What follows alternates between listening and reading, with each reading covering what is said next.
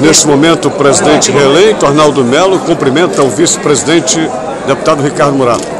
Presidente Arnaldo Melo. Presidente Arnaldo Melo, a partir de agora, qual é a prioridade para o biênio 2013-2014, presidente? É ampliar cada vez mais o sistema de comunicação da casa e a informatização da casa, cada vez mais moderna. Então nós temos uma Assembleia ágil.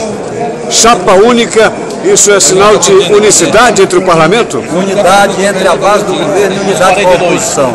Os 42 deputados totalmente unidos. Obrigado. Pela primeira vez, Ricardo, Vamos ouvir aqui a conversa dos dois? Sem bater chapa em nenhum carro.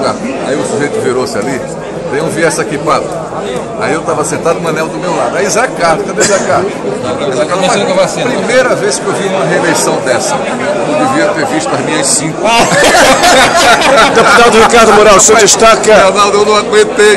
Deputado Ricardo Murato, o senhor destaca a unicidade do parlamento nesta eleição? Com a competência extraordinária do nosso presidente, que muito assediado, muita dificuldade, mas com muita competência, ele conseguiu no final do processo reunir todas as correntes e fazer talvez uma mesa das mais representativas da história do parlamento. Devemos isso à competência do deputado Arnaldo Melo e à sensibilidade política da nossa governadora. Obrigado e boa sorte a vocês.